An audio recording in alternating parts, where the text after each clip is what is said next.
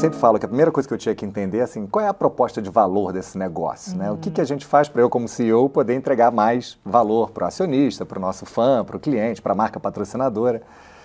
E no primeiro momento, né, eu achei que o nosso negócio, né, era vender bilhete para quem queria assistir, né, o show daquela banda preferida em um dos nossos festivais e, obviamente, as marcas, né, se beneficiar dessa audiência.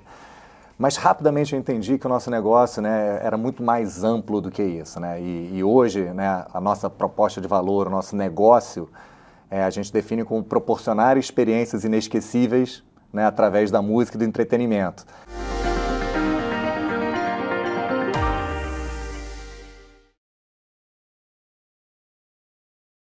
Olá, o All Líderes entrevista hoje Luiz Justo, CEO da Rockworld há 14 anos. A Rockworld promove os maiores festivais do Brasil e alguns dos maiores do mundo, festivais de música e entretenimento, como o Rock in Rio, claro que você já ouviu falar, o Lollapalooza, mais recentemente o The Town. E o DNA da empresa, o mote é o seguinte: sonhar e fazer acontecer. Já disse tudo, né, Luiz? Seja muito bem-vindo. Obrigada pela sua participação aqui no All Líderes. Imagina, um prazer estar aqui com vocês, Amanda. É um prazer, eu já estou há meia hora matando a minha curiosidade, então vou continuar matando a de vocês. Conta um pouquinho da história da empresa, Luiz. O primeiro Rock in Rio foi em 1985, o fundador é Roberto Medina, mas de lá para cá muita coisa aconteceu e mudou até você assumir a empresa.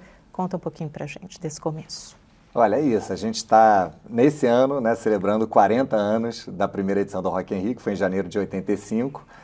E, para quem não conhece a história, né, Roberto Medina, fundador da empresa, sempre foi e continua sendo, né, um dos grandes empresários de comunicação, né, da publicidade. E o Rock in Rio começa, então, em 85 como um projeto, né, que vem de uma vontade, primeiro de mostrar para o mundo, e você falou do nosso mote de sonhar e fazer acontecer, então ele tinha a ideia de mostrar, numa época muito conturbada de Brasil, que era possível sonhar grande e fazer algo gigantesco aqui no Brasil, e com a ótica dele do olhar de comunicação, né, fazer um projeto que, para além da música, envolvesse marcas, né, e de lá para cá esse projeto foi se ampliando, se sofisticando, ganhando o mundo, né. Hoje a gente também comemora esse ano 20 anos já de Rock in Rio em Portugal. Fizemos outras edições já na Espanha, em Las Vegas, na capital de entretenimento do mundo. E como você falou, ampliando para outros projetos para além do Rock in Rio, né? Hoje a gente tem em São Paulo o The Town, o Lollapalooza, que é um projeto que a gente há 2 anos assumiu a produção. E então, assim, é uma jornada empreendedora que já tem 40 anos aí nesse território da música e do entretenimento. Quando a gente pensa nesse business, né, deve ser o melhor business, o melhor negócio para trabalhar no mundo, porque remete a isso, a entretenimento, a prazer, a lazer, a glamour. Como é que você define seu business, né? Porque, num contexto geral, está inserido nessa história da indústria criativa, mas como é que você olha e define o seu business? Olha, eu, quando eu entrei, né, eu sou engenheiro de formação, né, e trabalhei em mercado financeiro durante um tempo, e eu vinha da indústria da moda quando um headhunter bateu na minha porta, né, e surgiu essa oportunidade de assumir como CEO, na época não era Rockworld, era Rock in Rio como projeto, voltando para o Brasil. E eu assumi esse desafio sem nunca ter trabalhado, né, num negócio de produção de música e tal. Então, eu sempre falo que a primeira coisa que eu tinha que entender é assim, qual é a proposta de valor desse negócio, né? O que a gente faz para eu, como CEO, poder entregar mais valor para o acionista, para o nosso fã, para o cliente, para a marca patrocinadora. E no primeiro momento, né, eu achei que o nosso negócio, né, era vender bilhete para quem queria assistir, né, o show daquela banda preferida em um dos nossos festivais e, obviamente, as marcas, né, se beneficiar dessa audiência. Mas rapidamente eu entendi que o nosso negócio, né, era muito mais amplo do que isso, né? E hoje, né, a nossa proposta de valor, o nosso negócio, a gente define como proporcionar experiências inesquecíveis, né, através da música e do entretenimento.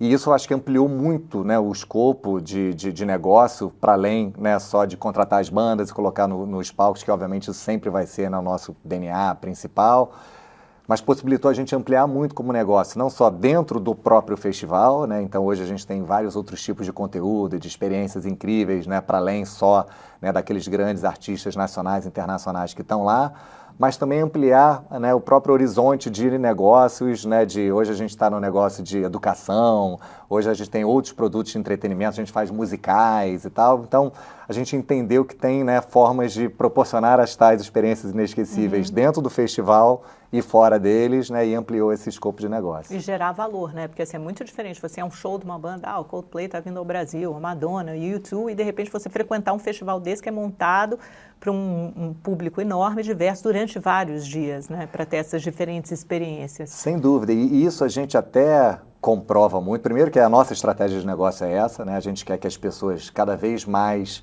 queiram estar nos nossos festivais. São 13 horas, por exemplo, de festival, né, num dia de festival, que as pessoas vão lá não só para curtir, sim, uma banda favorita, mas a gastronomia, né, essas experiências imersivas que a gente traz, o convívio, né, o Rock in Rio é para a família, então, assim, você vê no mesmo dia avô, pai, filho, curtindo o festival, porque obviamente também tem um ambiente de segurança, né? E começa de dia, né? Você pode cedinho Exato. Ficar até a noite, você escolhe o período em que você quer frequentar o festival. É isso, e eu acho que, assim, a partir disso, né, a gente desenvolver essa plataforma. Então, quando a gente vai pensar o line-up, a gente pensa, né, de uma forma diversa para poder pegar todo esse público, né, transversal, como você falou, mesmo o horário, tá? Então, ele é um negócio pensado para isso, assim, proporcionar essas experiências inesquecíveis e para todos, até porque pela dimensão do festival, ele não pode ser, né, um festival de nicho, né, só para aquela tribo específica, né? A gente, pegando o Rock in Rio, por exemplo, são 7 dias de festival, 100 mil pessoas por dia, né? Então, 700 mil pessoas. São 700 mil clientes, fora, né, as pessoas trabalhando. A gente tem, por exemplo, num dia de Rock in Rio, quase 28 mil pessoas trabalhando, se a gente, obviamente, juntar a nossa equipe, os terceirizados, né, fornecedores. Então, assim, falando do ponto de vista de público, para você, né, poder ter um público, né, que seja de fato diverso e seja atrativo para 700 mil pessoas, não dá para ser uma coisa, né, nichada. Então, a gente tem vários gêneros musicais, vários tipos de atrações para justamente vários palcos, né? Vários palcos. E são simultâneos, é interessante, você tem, é uma cidade mesmo que vocês montam, né? Como é que é esse planejamento? Tipo, acabou, fechou uma edição do Rock in Rio, vocês já começam a pensar na outra, que é daqui a 2 anos, né? Porque não é todo ano, é daqui a 2 anos. Como é que vocês definem a agenda, o line-up do show? Qual é a primeira coisa na planilha de vocês? São os artistas, as bandas que vocês vão convidar daqui a 2 anos? Como é que é feita essa negociação? Vocês já encerram uma edição pensando o que a gente vai trazer diferente da próxima? Me conta um pouco desse brainstorming, assim. Quando a gente pega, né, especificamente falando dos festivais, né, o Rock in Rio e o The Town, eles acontecem a cada 2 anos, né, são eventos bianuais. E o intercalados, né? Intercalados. Esse ano o The Town, ano que vem Isso, Rock in Rio. sempre em setembro, um ano em São Paulo no The Town e outro ano o Rock in Rio. Então, ano que vem, setembro, é ano de Rock in Rio. E a gente agora, né, incorporou, né, nos últimos 2 anos o Lollapalooza, que aí é um evento anual que acontece sempre em março. Então, assim, a primeira coisa, e essa foi inclusive uma adaptação nossa de negócio, de empresa, a gente durante muito tempo, a gente só produzia o Rock in Rio, né, eu até brinco com os meus amigos, diziam que eu tinha o melhor emprego do mundo, que a cada 2 anos trabalhava 7 dias, né? Até parece. Até parece. E obviamente se envolve um planejamento gigantesco, mas hoje quando a gente fala, inclusive, dessas sobreposições, né, por exemplo, só no Brasil, isso sem tirar, né, e falar de, por exemplo, Rock in Rio Lisboa, que também acontece a cada 2 anos, também ano que vem em junho. Então a gente tem aqui no Brasil, a cada 6 meses, né, a gente tem um grande evento acontecendo, né, sempre em março o Lollapalooza, e setembro essa, né, intercalação aí de Rock in Rio e The Town. Cada um no seu timing diferente, né? Um está numa fase de execução, outro está numa fase de planejamento, outro está numa fase de aprendizados da última edição para a gente melhorar.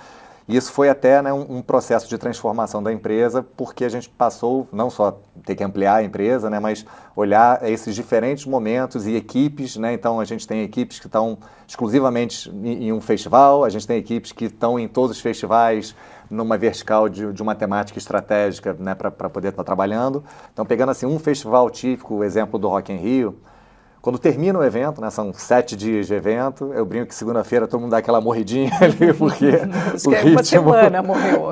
O ritmo do festival é forte, mas na terça-feira, né, no outro dia, já começa sim, né, o planejamento dessa próxima edição que acontece a cada 2 anos. E tipicamente, se você fosse olhar, e aí depois eu falo do artístico, né, como uma outra história, né, das negociações e tal, mas você olha tipicamente do ponto de vista de produção, basicamente você tem 1 ano desses 2 anos, né, 1 ano de muito planejamento, né, então não só essa concepção de novos produtos, né, planejamento de melhorias que a gente pode fazer, negociações que a gente, né, pode fazer melhor para poder atingir, né, um objetivo específico de um novo produto e tal. E o outro ano, um ano de muita execução, né? Então, assim, você pega lá o nosso project, lá, né, o planejamento, são lá mais de 8.000 linhas, né, datadas e intercorrentes para garantir. E o nosso negócio, né, de evento é um negócio que, diferente da maioria dos negócios, assim, eu só tenho uma certeza que às 2 horas da tarde do dia X, a gente vai estar abrindo aquele portão e não tem o que atrasar, não é uma obra que, de repente, né, uma semana de atraso. Então, existe um planejamento, e acho que o segredo do nosso negócio é muito planejamento, né, para poder garantir que todas aquelas diferentes verticais de negócio, a área de parcerias, de patrocínio, de operação, de ticketing, né, financeiro tal, e o artístico, obviamente, canalizem para a gente poder virar aquela chave naquele momento e aquela experiência inesquecível acontecer de uma forma integrada. Mas eu imagino que há vários momentos de ansiedade, até de incerteza, de dúvida, poxa, de risco, né? Será que isso não vai dar certo? Você já deve ter passado por muitos assim, de angústia, né? Vem, né? E é claro, acho que assim, né, o nome evento, né, já diz que são eventuais, então assim, diferentemente de uma empresa que está todo dia, né, naquele fluxo contínuo, né, de exatamente o mesmo produto e produção, a cada edição, e até porque o nosso objetivo é surpreender as pessoas, a gente tem que inovar, a gente trazer coisas novas que vão estar ali sendo feitas pela primeira vez. Mas o segredo para a gente conseguir, né, evitar a maioria dos contratempos e atuar, inclusive, né, naqueles que são imprevisíveis. Então, o que a gente, né, faz, eu volto ao ponto, né, desse planejamento, né, muito forte. Então, assim, quando acaba o evento, a primeira atividade, né, para o próximo evento que acontece 2 anos é todo mundo, né, que trabalha no festival é obrigado, e aí falo inclusive né, dos terceirizados, de fornecedores, a fazer um relatório né, de todas as potenciais melhorias e oportunidades que a gente tem, né, a partir das observações do que aconteceu, o famoso PDCA, né, a gente poder ver se, quando a ação aconteceu, o que a gente planeja para a gente poder estar, né, nessa melhoria contínua. Então, você pergunta para todo mundo que trabalha lá na Rock World, qual foi o melhor Rock in Rio? Foi o de 85, foi o de Vegas? Tá? A resposta de todo mundo é a seguinte, vai ser o próximo, né? E por que vai ser o próximo? Qual foi o melhor Rock in Rio? Não vale dizer que foi o próximo. Não vale dizer, está fora. Então eu vou ter que uma dizer... edição inesquecível para você, não é o melhor, uma edição que te marcou. Você falou, nossa, nessa eu vivi uma experiência... Eu me forneci, me proporcionei essa experiência inesquecível.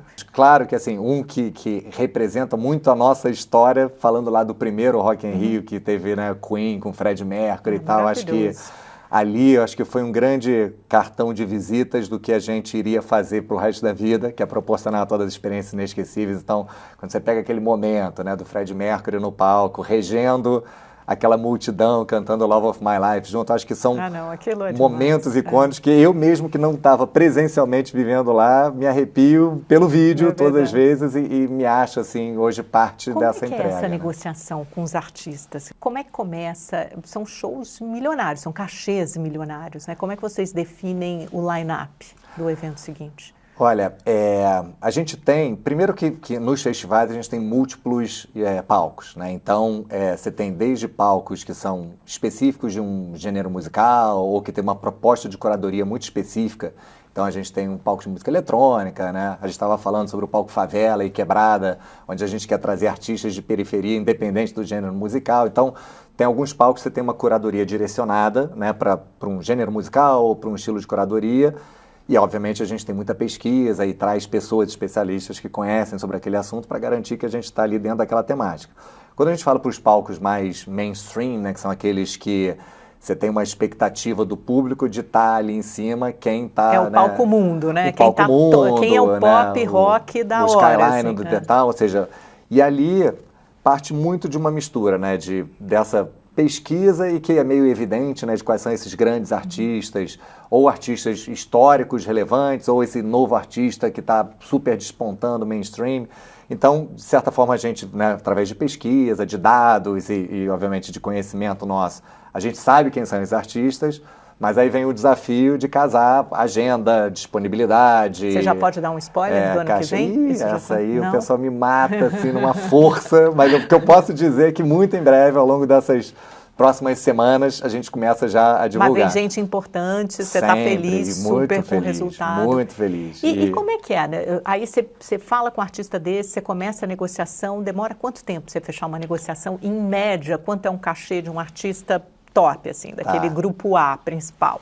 Então, a gente, assim, a negociação pode se estender, e às vezes se estende, ela é muito não linear, né? Às vezes você tem um artista que já está com uma ideia e planejando, está naquele período disponível, inclusive para tocar no Rock in Rio. Às vezes tem uns que, né, batem a nossa porta, quero muito estar no Rock in Rio com vocês, vamos casar essa agenda e tal, e aí vira uma negociação rápida e fácil. E às vezes tem negociações que estendem para 1 ano e meio de negociação, porque a gente tem interesse, o artista tem interesse, mas às vezes não casa a agenda porque ele está gravando o disco, ou porque naquele momento ele está em outro país, ou porque ele está num sabático que todo mundo merece também, né, ter um período de descanso depois de uma turnê gigante de alguns anos.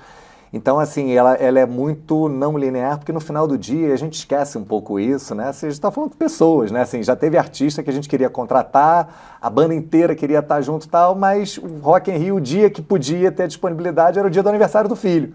E ele não queria, né, sair da cidade que ele estava, tal, e não rola porque no final do dia aquele guitarrista maravilhoso tal também é pai, né? Também tem a sua vida. Então, a gente tem que botar todos esses componentes em perspectiva. E do ponto de vista de cachê, embora a gente obviamente não possa abrir, revelar, todos os dados são confidenciais, mas são, enfim, alguns milhões de dólares, né, dependendo, né, da proporção, né, do artista. E não que eu acho que, né, é muito difícil você precificar a arte, né, e o trabalho de alguém, mas são superproduções, né? São cachês que envolvem... Você tem artistas que chegam a vir com 200 pessoas, né? Para montar aquele show entre bailarinos e tal. Mas isso é tudo o artista que se responsabiliza, né? Sim, pelo deslocamento, ele que paga. Vocês pagam um cachê, nesse cachê já está incluso tudo a nossa isso. Forma de negociação no festival, você imagina, a gente tem festival que chega a ter 300, né, artistas, as 300 bandas com seus artistas e crews. Então, assim, a forma como a gente faz, a gente dá, obviamente, todo o apoio logístico, né, para essa história coordenar, e a gente também tem um controle. Isso já é uma imensidão, né? E a gente tem, obviamente, um controle, né, do ponto de vista de né, deslocamento desses artistas para garantir que tudo vai acontecer, né, da forma como a gente planeja, mas as negociações são sempre o que a gente chama do cachê colocado, que significa, olha, dentro desse valor é o valor do teu show. Então, se você vai trazer uma cenografia especial, você vai trazer 300 bailarinos ou 3... Luiz, me conta um pouco a história do The Town, né? Porque vocês... É interessante porque no Rock in Rio vocês primeiro internacionalizaram, quer dizer, vocês foram para fora, Lisboa, Las Vegas, Madrid, antes de vir para São Paulo. Que era meio que um ponto óbvio. Por que demorou tanto tempo para vir para São Paulo e o que caracteriza o The Town, assim, as diferenças em relação ao Rock in Rio, quando você imagina como business? Olha, a gente, né, o Rock in Rio, ele começa em 85, né, e como eu até falei antes, em off, a gente estava conversando, ele começa meio como um projeto, né, então, assim, ele não tinha necessariamente, iria acontecer, quantas edições, aonde, para onde vai expandir e tal, e a partir de 2004, quando ele vai para Portugal, é que ele lá, inclusive, que começa esse modelo de ser a cada 2 anos e tal, e quando volta em 2011 para cá, volta a ser a cada 2 anos. Tal. Então a gente ficou um hiato muito grande, sem fazer, inclusive o Rock in Rio no Rio de Janeiro, e ficamos fazendo só em Portugal. E quando ele volta nesse modelo de fazer a cada 2 anos aqui, muito dentro desse planejamento, são 2 anos para a gente colocar de pé, as próprias marcas, né, investem muito, né, para poder estar. Então será que se a gente fizer anualmente, até o próprio investimento das marcas, será que isso poderia reduzir ou não? Será que o interesse do público ou não? Então, existia uma dúvida estratégica mesmo, se fazer um evento, independente de ser Rock in Rio ou não, anualmente, faria sentido ou não. E quando a gente, né, toma a decisão, então, de fazer, e a gente toma a decisão de, obviamente, vir para São Paulo, né, um supermercado gigantesco, né, maior do que muitos dos países que a gente estava olhando do ponto de vista de expansão, a gente entendeu que para vir para São Paulo, mais do que trazer, né, o Rock in Rio como marca, inclusive que é uma marca, né, que é nascida e criada, né, numa cidade, com as características daquela cidade, o próprio venue, né, já gera uma experiência muito específica, e você reproduzir, né, aquilo num outro lugar, num outro venue, com uma cultura diferente, por mais que seja, né, no Brasil, acho que tem suas peculiaridades. E a nossa decisão foi o contrário. Então, assim, vamos pegar toda a nossa experiência, né, de 40 anos produzindo evento dessa dimensão e tal, mas aplicar na construção de um projeto que fosse a cara de São Paulo Inclusive, o projeto todo, o DNA, é uma grande homenagem a São Paulo, e por isso The Town, por isso que cada palco representa, né, um ângulo diferente da cidade. Então você tem desde, né, da representação do skyline de São Paulo, até a quebrada, até a arte de São Paulo, a gastronomia. Então foi um projeto que inclusive nasceu na pandemia, né, acho que um momento maior de crise, onde a gente, né, ficou 2 anos sem poder fazer absolutamente nada. A gente trabalha com aglomeração, né? Então a gente foi o primeiro a parar, o último a voltar, e a gente pegou justamente esse ato para poder mergulhar no que seria a concepção de um novo projeto do zero, com a alma e a característica de um projeto novo, obviamente com essa nossa hoje, background. Em termos de proporção, como é que está o Rock in Rio para o The Town, por exemplo? O Lollapalooza imagino que seja um menor, até pelo número de dias, e Rock in Rio ainda é muito maior do que o The Town. Os projetos, falando em dimensão, seja do ponto de vista, né, de faturamento, receita, de público e tal, os 3 projetos, né, eles são projetos de muito sucesso, né, que do ponto de vista de público, né, praticamente todos, em todos os dias, se não esgotam, é muito perto da capacidade total. Então, assim, a proporção deles hoje é muito em função até do número de dias de realização de cada um deles. Então, hoje o Rock in Rio é maior, porque são 7 dias de festival, né, o The Town são 5 dias, em 2 finais de semana, e o Lollapalooza, até porque ele vem de um formato, o Lollapalooza ele acontece em vários países, e é uma marca onde a gente entra com uma coprodução, né? Ela é uma marca americana, então que tem em Chicago, tem na Europa, tem na Índia, tem em vários lugares, e aqui no Brasil a gente assumiu essa responsabilidade de produção, e eles são 3 dias de festival. Então, por conta desse formato de 3 dias, ele acaba tendo um total de público menor, mas, de novo, por público, eles são mais ou menos equivalentes. Então, a proporção hoje, do ponto de vista de negócio, né, seria o Rock in Rio, The Town e Lollapalooza, mas muito por conta do formato, né, do festival, e não do potencial, né, de cada um deles. Em termos de receita, a receita principal vem da onde? Ela vem da venda de ingresso, ela vem do patrocínio, ela vem do direito de transmissão ou de outros serviços que vocês oferecem? Olhando hoje, assim, uma estrutura de negócio... qual a participação, assim, de cada um? Hoje você pega bilheteria e patrocínio, são os maiores, né, respondem a quantos por cento do faturamento? Hoje, se você junta os dois, a gente está falando aí quase 90% do faturamento vem disso, né? E o restante vem de licenciamento, de marca, né? Hoje a gente pega o Rock in Rio, obviamente como ele tem mais tempo, ele tem, né, um pouco mais de relevância de marca. A gente chega a ter 800 produtos licenciados. A gente já teve geladeira do Rock in Rio, ar-condicionado, café. Olha os produtos, né? Vocês podem inventar, usar muita criatividade. E carros, enfim. Então a gente tem desde, né, de licenciamento, venda de produtos, de merchandising. Hoje, como eu falei, a gente começou a derivar para outros produtos de experiência. Então a gente tem um produto de edutainment, né, que a gente pega os bastidores da construção do Rock in Rio e transforma entre os 2 finais de semana a cidade do rock, acontece aqui no The Town também, e vira uma sala de aula para executivos de todas as indústrias, né, não só de entretenimento, pegando os nossos cases, os nossos executivos e visitas de bastidores e tal. E isso é mais um produto, mas que também tem uma entrega, né, super bacana ali usando o entretenimento. Então, esse tipo, né, de outros projetos representam em torno de 10%, mas realmente a maior parte vem de patrocínio e ingresso. E patrocínio, né, se você olha os nossos eventos, aí eu digo mundialmente, e eu garanto que a gente tem acesso, né, a esses números, o maior volume de patrocínio hoje em festivais de música são os nossos projetos da Rock World, até muito por conta daquela origem que eu falei, né? Assim, o Roberto Medina, ele não era um produtor de show que resolveu captar patrocínio, ele foi um publicitário que entende de comunicação. Então, os festivais, eles são concebidos para ser plataformas, né, de comunicação e de experiência também para as marcas, né? Então, muito interessante. A gente consegue um investimento das marcas porque elas não estão só ali fazendo uma ativação, né, nos dias de evento, e sim todo um projeto de comunicação que acontece fora, através das transmissões, os projetos coletivos de imprensa e tal, e a gente cria uma massa de comunicação muito maior, né, que geralmente para um evento de 7 dias é um ano inteiro falando sobre o Rock in Rio, sobre o The Town, sobre o Lola, sobre as marcas. Né? Luiz, obrigada. Muito bom conversar com você, viu? Eu que agradeço a oportunidade. A gente está esperando os ingressos aqui para o próximo Rock in Rio. Estou esperando vocês em setembro lá. Opa! Gente, muito obrigada pela companhia também. Te espero na próxima edição do UOL Líderes. Até lá. Tchau, tchau.